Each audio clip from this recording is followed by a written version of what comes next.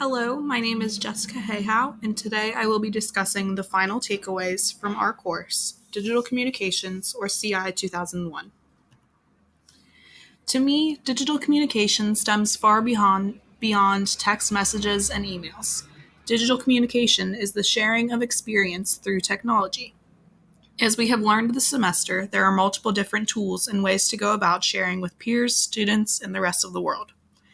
In this presentation, I will be discussing the tools I have found most useful in becoming a great digital citizen. As I am using a screencasting tool today, I can attest to the fact that screencasting is a highly beneficial skill to master. This skill allows instructors and students to display information, visuals, and greatly expand upon ideas when introducing new modules. The tool I am using today is Screencastify, while there are ample amounts of screencasting tools on the web. The image I have included on this slide is to show how a screencast would look from a student perspective and how my screencast will look when I turn it in today. My screencast today is an excellent example of the importance of knowing how to use this tool to convey information in a new way to students.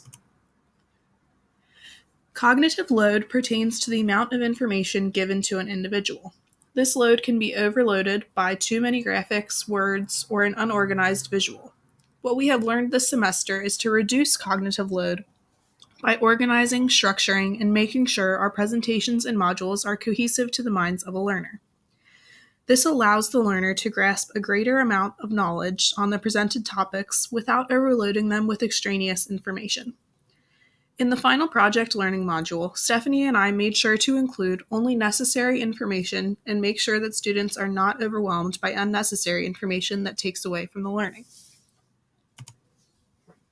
Information literacy pertains to the understanding of the reliability of information, usually presented as web research. For example, a student searching for information on the Civil War would be literate in that search if they investigated the source, checked credibility and reliability of the information, made sure it was accurate and updated, and cited all sources correctly for reference and further use.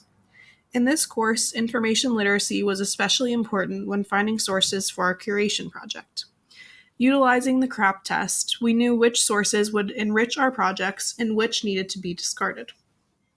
I have used this image on the screen to show that you should stop before using any type of source and make sure that it passes the CRAP test. Curation is bringing together the best of the best to satisfy your purpose as a teacher or learner. In completing our own curation project, we understood how finding reliable sources and good content led to the best projects. Where I envision curation in my future classroom is in picking books to cover in the curriculum. Throughout my educational career, I have had a great amount of experience with reading lists and syllabi that did not make sense in meeting the course outcomes. As a teacher, I hope to curate a great reading list that enriches the learning and helps students understand why they are reading what they're reading and learn more because of it. I believe the standards of curation will definitely help me understand what will be best for my students and their learning in my classroom. Accessibility includes, but is not limited to, providing equal access to any individual requiring extra help to get to where they need to be. In our digital age, this widely includes digital communication accessibility. In a classroom, there will be countless variations of needs that must be met for students to flourish. An example of this in action is in mine and Stephanie's final project. We gave students an option to either type a paper or submit a video explaining the same exact topic. This helps to include students with writing, visual, or dexterity issues who would normally struggle with a traditionally typed paper. The paper option is also still included for those students who would much rather not create a video, so the playing field is equal for all students to showcase their knowledge in the best way for them. In conclusion, we have covered a wide variety of topics this semester.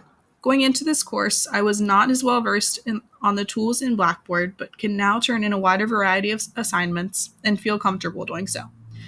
What I am taking away from this course is a greater digital literacy and appreciation for accessibility that I will definitely apply in my future classrooms. Thank you.